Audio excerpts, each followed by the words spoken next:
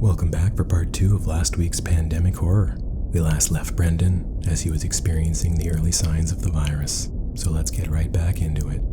This is Pandemia, part 2.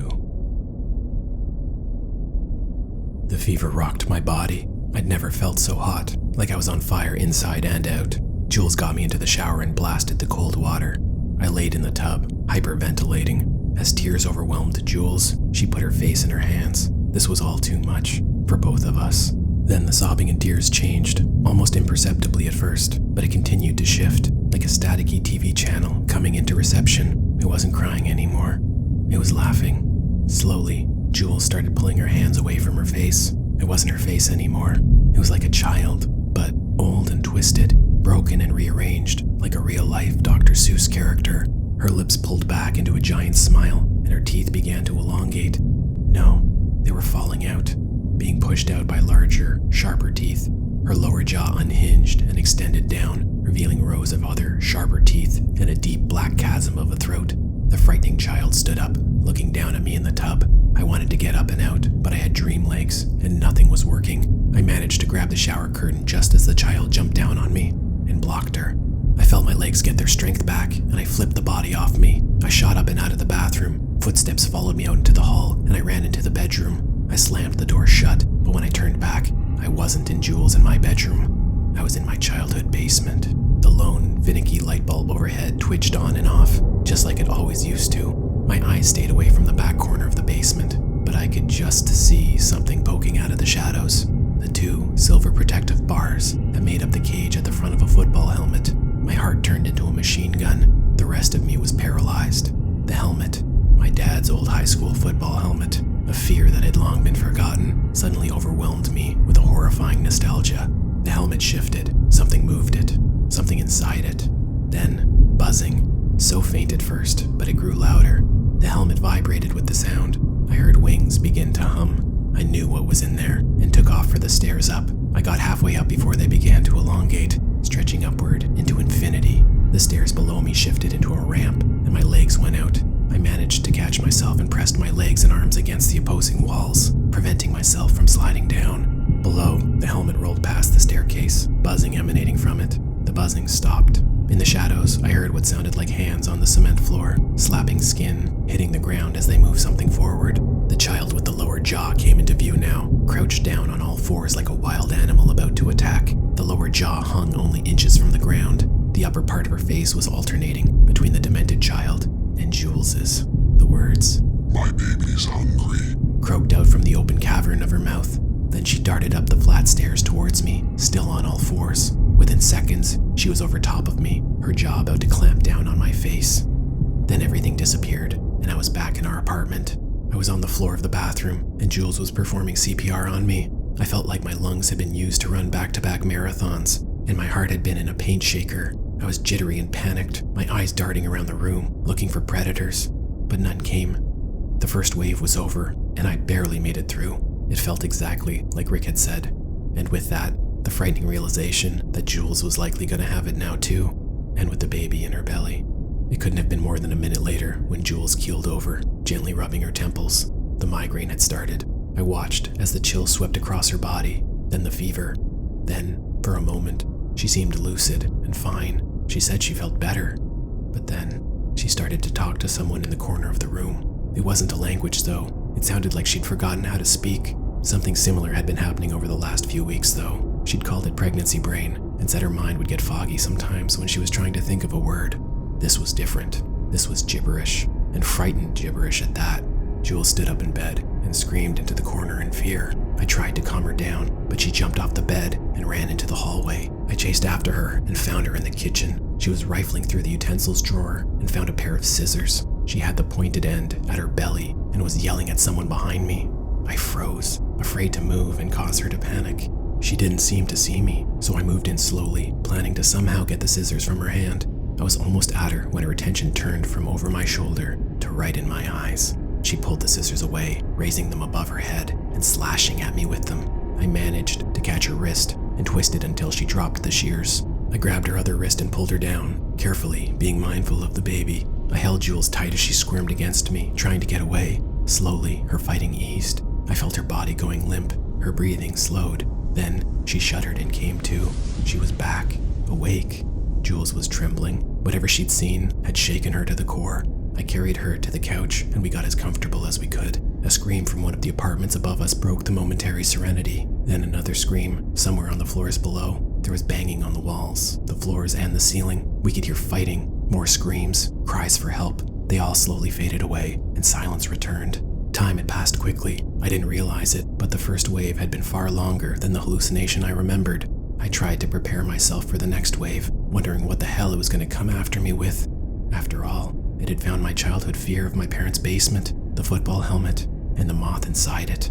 I was only 8 when it happened, but it felt like a defining moment. I'd been playing in my parents' basement when I stumbled upon my father's old high school football helmet. I slid it over my head and strapped it on. What I didn't know was there was a baby moth inside it. The tiny creature panicked and ended up flying into my ear. It crept further in as I thrashed about, trying to pull off the helmet, but the strap clip jammed. It was stuck on my head. I pulled and pulled, but it wasn't budging, and the whole time, all I could hear was the humming and attempted buzzing of the moth as it kept going deeper. My mom found me screaming and took me to the hospital. The little insect had burrowed in so deep, I had to get it surgically removed. The buzzing and humming haunted me for months. I had nightmares about the moth laying eggs in my brain. My parents kept telling me it was a baby and couldn't carry any eggs yet, but I didn't believe them. Thinking back on it, remembering the details, made me more afraid of the virus and what it would find in my psyche. My memory raced through the minefield that was my past. Not just being a cop, which I'd done for half a decade and had seen horrible things that became new fears, but all kinds of things from my teenage years. Childhood. Jules nuzzled her head under my chin. For a second, I forgot about the world and enjoyed the moment, but like everything else, it couldn't last. I felt that lightning bolt of pain streak through the center of my head. I curled forward, rubbing my temples, knowing it was about to all start again. The chills creeped in as the migraine eventually dissipated. The chills were colder this time. Somehow, I could see my own breath, like the air in my lungs was frosted, but that quickly melted away as the fever was tagged in. It felt like I was sitting in a bonfire in the middle of the Sahara Desert, wearing 10 fur coats while pouring gasoline on myself. It lasted what felt like an hour, but was probably only minutes. Then, it too was gone, and Jules helped me get from the cold shower back to the couch. Not a moment after I hit the couch, a lone scream pierced out from one of the floors above. It was from a child. I asked Jules if she heard it, but she'd disappeared. Only the distant echo of her voice remained. I wasn't in our apartment anymore. I was back in the junior high school. I was sitting in a classroom chair, one of those small ones with a tiny desk attached. I was surrounded by bodies, students stacked high and formed into a tightly packed maze. It was a horrific sight. I realized I was the same age as these kids, 12, maybe 13. A tune whistled out from somewhere in the maze. Pop Goes the Weasel. I couldn't tell where it was coming from. Then, another whistle joined in, but this one was from a different direction. They harmonized together. A low hum joined in. Buzzing. The only thing I could think of doing was the only thing I'd ever been taught about mazes, which was the wall follower rule. It was simple enough. If you put your right hand on the wall and walk, it will eventually lead you to the exit. I had to learn this the hard way when I was a kid. I'd gotten lost in a corn maze at a Halloween fair in the country. It wasn't supposed to be for kids, but I'd wandered in and wasn't found for over an hour. I was terrified when they pulled me out. I thought there were things amongst the corn stalks, creatures coming for me. The virus had found that memory, that fear, and seized on it. I wouldn't put my hand on the wall of bodies, but held it out close to it and started off through the maze. The whistling was further off now, but the two were sounding closer together, like they'd found each other. I kept going. The maze pathway led me out of the class and into a gymnasium. Smoke hung in the air, reeking of cordite from the gunfire. There were bodies hanging from the rafters above. It was dark, but I could tell they were the teachers. Crying was coming from somewhere in the middle of the maze, my legs leading me towards it. Everything felt like it had that surreal, constantly forward-moving momentum that dreams always carry. Like whether you're walking or standing still, you're basically on a conveyor belt to wherever your subconscious is taking you next. My right hand was still stretched out to the wall of bodies, and tiny hands were brushing against it as I passed. The pathway grew narrower and taller as I got closer to the crying. I heard rustling above and looked up. The teachers were now lowering down from the rafters and into the maze with me. They were joining in with the whistling from the boys, causing a loud echo through the gym. I tried to pick up my pace, but had no control over it. The whistling was overwhelming, and mixed in with it, I could hear the children's ringtones joining. Humming and buzzing came from the sides of the walls, and there was movement amongst the stacked up bodies. I turned a corner and found myself in a dead end, but I wasn't alone. There was a little girl there. I recognized her immediately. It was Jules. I'd seen pictures of her as a child, not that I needed to identify her. She had that same face, just 15 years younger. She asked if I was here to save her. I said I was, but didn't know how to. She took my hand and told me just being there was enough. The whistling and ringtones got closer. Jules led me back down the path we just came, but there was now a fork in the lane, leading off to the left. The sounds were coming from the path to the right, so we went left. The maze led us out of the gymnasium and into a large room with an indoor pool. It was the Crestview Community Center. I remembered it from my childhood. I'd taken swimming lessons here and nearly drowned. Before I could ask her why she took me here, young Jules grasped my hand tighter and pulled me over the edge. We were both fully submerged, her pulling me down to the bottom, but I managed to break free from her grip and swam to the surface. Then I saw them, pouring in through the entrance. All the dead students and teachers surged into the pool, coming for me. I tried to swim away, but the water was thick and my body felt like dead weight. I wasn't moving. Hands grasped every part of me as the bodies swarmed me, pulling me down into the now blood-filled pool. The last thing I saw before going under were the two shooters standing at the edge of the pool, laughing. Their hands were out in front of them, in the same handcuff me, officer gesture. Dozens, hundreds of hands pulling me to the bottom of the pool, which I couldn't even see anymore. It felt like we were in the ocean. It was impossible to fight against, but I kept kicking and punching and thrashing against them. I kept thinking of Jules, back home on the couch, waiting for me to wake back up. Their grips became weaker as I continued to fight back. I felt myself getting closer to the surface, pushing through bodies and pulling away from their hands. Just as my breath was about to run out, I burst through the surface and shot up beside Jules on the couch, gasping for air. She was still under, trembling and with fresh vomit dripping from her mouth and chin down her chest. I wiped the vomit away and tried to clear her throat, but there were no obstructions. Her airways were open, breathing fast but unimpeded. I didn't know what to do. All I could think was to pull her close, hand in hand, and rub both over her belly. The trembling got worse, heavier. Jules felt like she was starting to seizure. Her head shook back in violent jerks, and then she froze, head back, mid-scream. Her chest wasn't moving up or down from breathing. Jules gasped forward, nearly falling into the coffee table, but I caught her. Jules was awake. She was alive. We both were. Before she managed to catch her breath, she was sobbing, a terribly sad weep. I couldn't imagine what she'd just seen, been shown. She's a triage nurse, after all, and had been one for longer than I'd been a cop. I only heard some of the more filtered stories, and they were absolute horror shows. But I didn't want to think about those. I wanted to clear my mind of anything the virus could use. We got up, rehydrated, and did a small cleanup, which felt unnecessary now, and more a point of attempted orderliness than anything. There were another 3 hours until dawn. We figured that meant the next wave was going to hit soon, which also meant we'd be coming out of it to the sun rising. We really didn't have much time. We decided we didn't want to be found on the couch if we didn't make it. Jules put on her wedding dress, ripping the sides so it could fit over her pregnant belly. I put on the tux I wore to our wedding. I moved the TV into the bedroom, and we put on a movie we both grew up watching, The Princess Bride.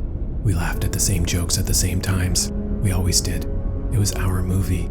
I thought about last week, how difficult things had been, how afraid I was. It all felt so small now. I was making deals with any god that was listening to let us get through this, and I'd be grateful for every breath I took afterwards. And with that, the wedding scene started. Only the characters weren't in a church. They were in the junior high school hallway. The audience members were the children and teachers, racked with bullet holes. The princess and Wesley were now the two shooters. A ground-shaking migraine, a frozen chill, and a scorching fever tore through my body at the same time, exploding in waves through my muscles. It was unbearable, like the virus had saved everything up to unleash on me at once. The TV screen began to expand, covering the entire wall and pushing towards us on the bed. Jules was beginning to seizure, blood streaming from her nose. I tried to grab her, but she sunk into the bed and disappeared. The TV screen absorbed the entire room, which was now the school hallway. I was alone now. Raindrops started falling. A massive storm cloud replaced the ceiling, now much higher than 20 feet above. Bolts of electricity fired through it, lighting up shadows of creatures inside resembling large, frightening insects. Moths. Buzzing overtook the thunder as the rain came down in sheets. I started to run, slipping and sliding along the blood and rain-slicked tiling. The hallway was extending, and it was adding more doorways as it was. I saw horrific memories of all my old traumas coming back. There were monsters from comics I'd read and movies I'd seen as a kid. The old petrified tree in my neighbor's yard that I used to think would swoop down and grab me if I ever walked by it alone. Swarms of large insects and carnivorous moths. The virus had found them all. I felt like I was in a car, whipping past memories and fears. As I sprinted past the doors, they began spilling out behind me like some sick, twisted clown car full of nightmares. My terrors chased me, gaining in numbers with every door. I realized my whole life was one big fear. I felt everything behind me getting closer and larger as I was shrinking down to nothing. The hallway stopped expanding, and suddenly the far end rushed back towards me. On the wall speeding ahead was a lone door I recognized. It was the office of our OB-GYNs. I didn't care. I rushed in and slammed the door. Red moonlight poured in from the windows. I could see Jules in the chair to the right, the one she always sat in. She wasn't pregnant and had her face in her hands, bawling, but she wasn't alone. I was beside her in the chair to the right, but it wasn't me. It was like a real-life mannequin version of me. Plasticky, shiny, almost waxy. I was grinning from ear to ear. An uncomfortable truth pulsed through me, one I kept locked away, deep down, even from myself. But it was out now, and my biggest fear revealed itself. I hadn't wanted Jules to give birth. There was a time when I did, a time I'd looked forward to it, fantasized about being dad, but now I was different. I didn't think I could protect Jules, or anyone else. I'd been growing pessimistic since before the shooting happened, but after it, all I could see was our kid in that school, blown apart for no reason, by some maniac they didn't even know. The attack had all been so pointless. I guess that's why the shooters did it, to hurt everyone, by hurting the most vulnerable, to hurt our futures, and they'd made me question mine. It was worse than fear though. It had guilt twisted in through it, because it was what Jules and I had wanted, and now I felt like I couldn't be anything other than a massive disappointment, a colossal failure. The wax figure's grin grew larger, and the smiling shooter's face flooded my mind. I could tell he enjoyed the feeling I had, and realized it was making him stronger. Every acceptance of it would make him larger, and me smaller. Jules screamed out and fell off the chair, clutching her belly. I ran to her side, trying to help. Her stomach was flat, but there was movement under the skin. Then it ballooned outwards, like a rapid growth pregnancy. Jules was crying in pain as she went to full-term size in seconds. The outline of something rigid and bony was shifting under her skin as it expanded outwards. Jules stopped screaming and went limp. She was gone, but the movement inside her kept shifting. Then it was humming, a buzzing from inside. A sharp proboscis pierced the skin and tore down the side of Jules's belly. A second proboscis poked up, revealing the frightening face of a moth, though its mouth was filled with the sharp, jagged teeth of other, larger creatures. The plastic version of me started laughing, bellowing out from behind me. It was the happiest he'd ever been.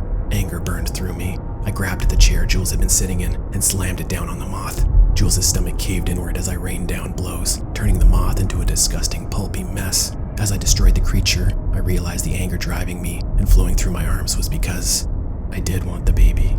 I was scared I wouldn't stack up to the challenge, but I wanted to be her dad. I was reminded of all the positive daydreams I had of having a child with Jules, what we'd do together and how we'd learn and grow. The moth stopped moving. Everything went quiet. I looked down at Jules and felt air leave the room. My heart stopped and rose into my throat. We were back in our apartment. The sun had risen high in the sky now and filled the living room with light.